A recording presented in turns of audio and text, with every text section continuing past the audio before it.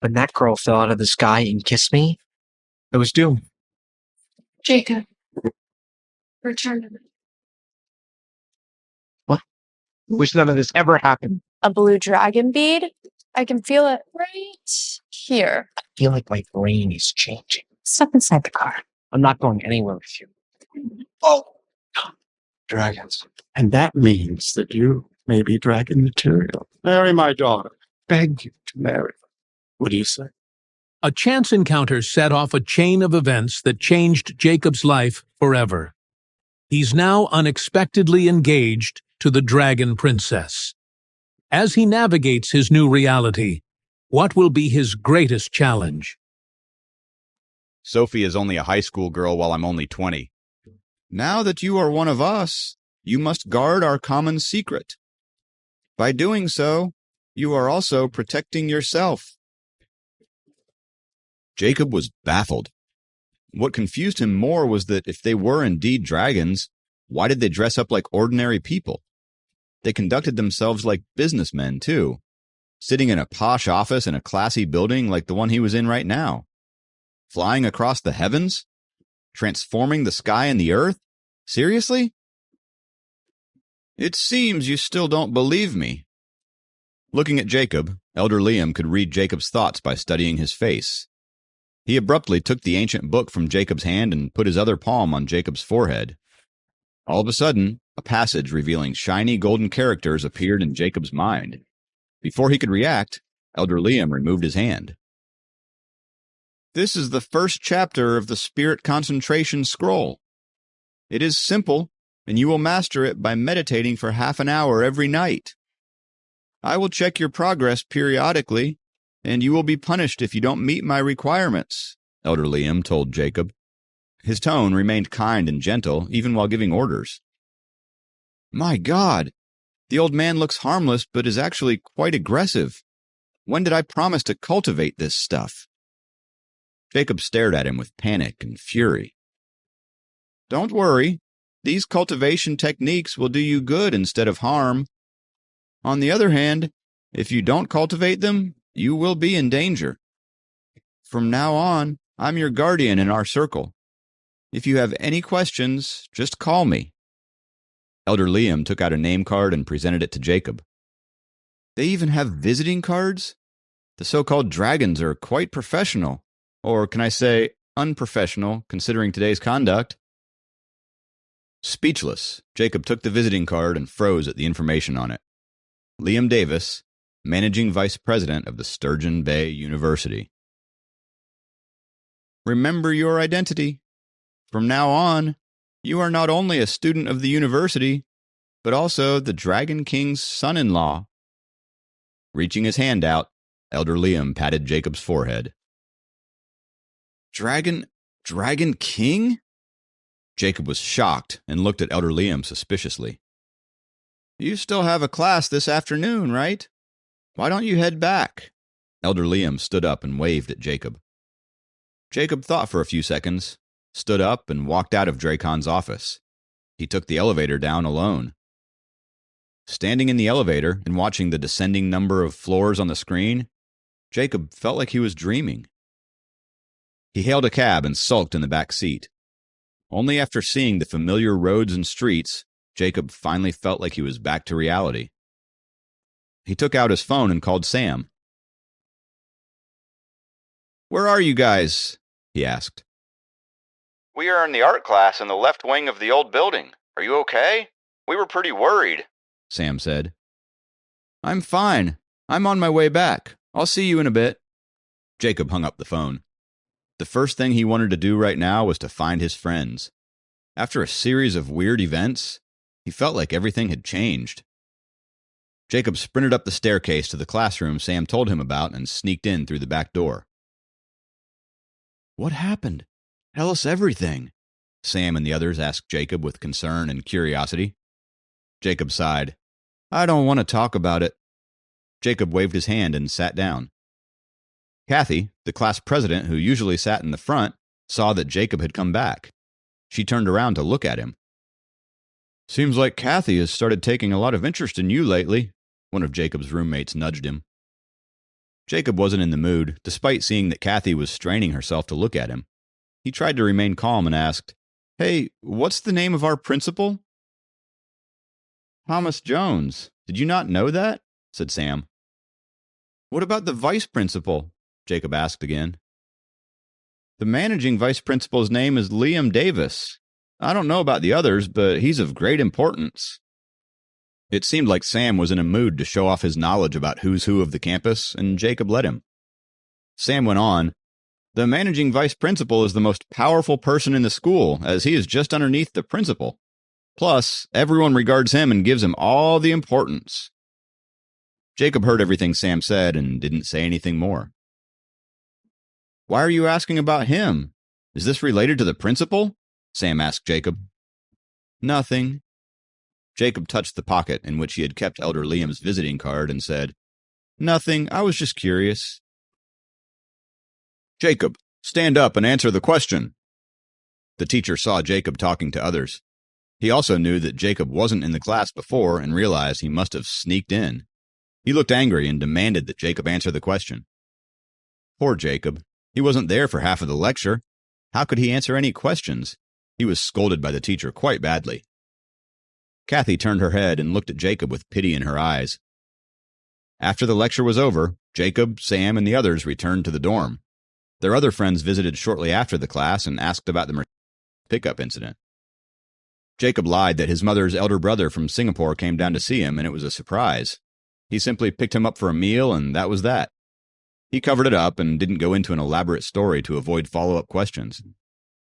"You haven't been yourself lately. Did you get rejected by a girl?" Sam blurted out later at night. Jacob was doing his homework, and he had a text message from Kathy a few seconds ago. "Nah, I've been busy lately." Jacob wasn't paying much attention to Sam, nor did he expect Kathy to send him a text. He was about to reply when his phone began to ring. It was Kathy. "What happened this morning?" she asked as soon as Jacob picked up the phone. "Oh, that. Well, one of my relatives, my uncle, actually returned from overseas and treated me to a meal. He gave me a surprise, and that's why I didn't know about it in advance." "Where are you?" Kathy asked. "I'm in my dorm room," Jacob answered. Kathy was silent for a few seconds before she suddenly asked, "Do you want to go for a walk? The moonlight is pretty right now." Jacob got butterflies in his stomach because he didn't expect an invitation like this. Class President Kathy was a popular girl. Not only every guy in his class liked her, but so did many others in their college. If Sam and his other friends didn't go behind Jacob's back and blab about his feelings to Kathy on his behalf, the relationship between them wouldn't be so awkward. "Never mind. I'm all right, really. I have quite a bit of homework to do. Another time." Jacob struggled for a moment, but finally managed to turn her down. If you have questions, just ask me." After a moment of pause, she continued. "No matter what, I am your class president. I need to take care of you. Isn't that right?" "Haha, well, thank you for your concern." Jacob couldn't think of anything else to say. "No worries." Kathy hung up the phone. Jacob put down his cell phone and felt a smile spreading across his face. "Who was it?" Sam and his other two roommates asked as soon as he kept the phone. "No one," Jacob continued to smile. "You've been pretty mysterious lately. Not sure what you've been up to. Someone sees me and Kathy taking a walk. I'm not sure how the teachers will react. Shouldn't Kathy be concerned about this?" In the middle of the night, Jacob sneakily crawled down from his bunk bed when Sam and others were in deep sleep. He opened the door to his dorm and walked out to the balcony. The moonlight was bright. Jacob took out Elder Liam's card and looked at it for a while before putting it back in his pocket. Might as well give it a try. After Jacob's stance was steady, he faced the silent sky and thought about the cultivation technique in his mind. The golden scripts emerged in Jacob's mind. Jacob tried to comprehend the meaning of the technique word by word and concentrated on his meditation as instructed. He finished a whole set at once, returned to his room sneakily, and found out that 2 hours were gone, just like that. Jacob was surprised.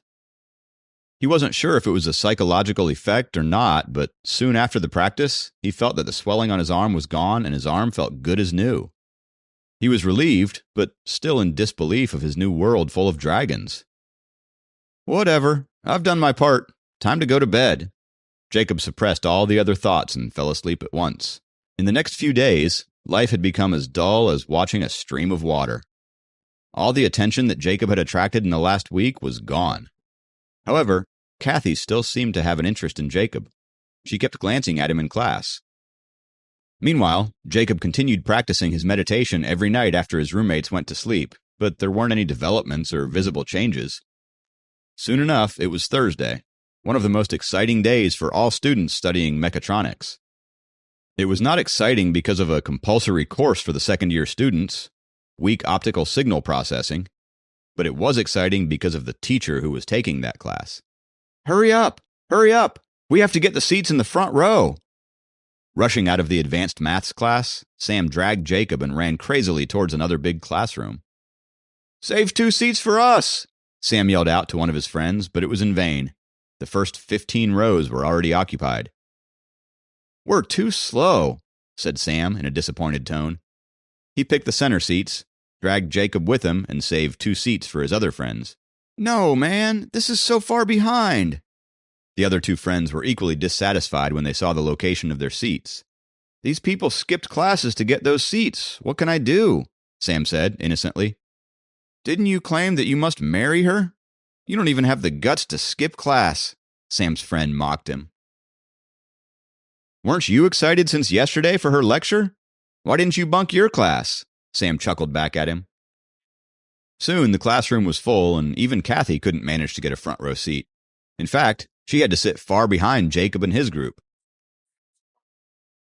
You've been having quite a few eye contacts with Kathy lately. Are you guys secretly dating? One of the classmates asked Jacob. I've been with you all day. When do you think I have these secret dates? Jacob rolled his eyes. The classroom was noisy. Other than Jacob's class, there were 4 other classes here as well. Everybody was talking, especially the guys. The bell rang, and a pretty-looking teacher walked in. All the guys gasped. She looks prettier than what we had heard about her, Sam said dreamily. As the guys gasped, Jacob couldn't help but stick out his head to look at their new teacher.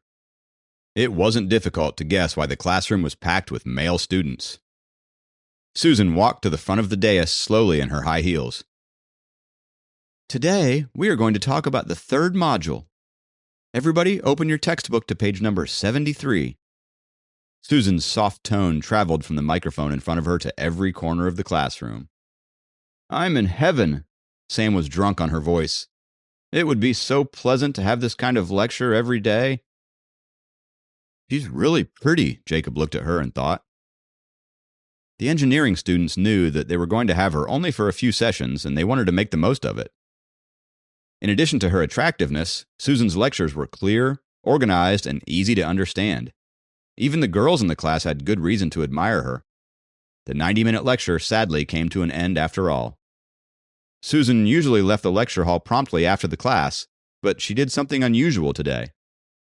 You, follow me to my office. Susan pointed out in Sam's direction. Me? Sam couldn't believe his ears. No, not you. The one to your right. It was Jacob she wanted. Will Jacob be able to uncover the truth about Susan's mysterious summon? What ancient secrets will he unlock next? And how will they change the course of his destiny? Stay tuned to find out. Please subscribe to the Pocket FM YouTube channel and press the bell icon for instant notification. Check out our channel for more such exciting shows.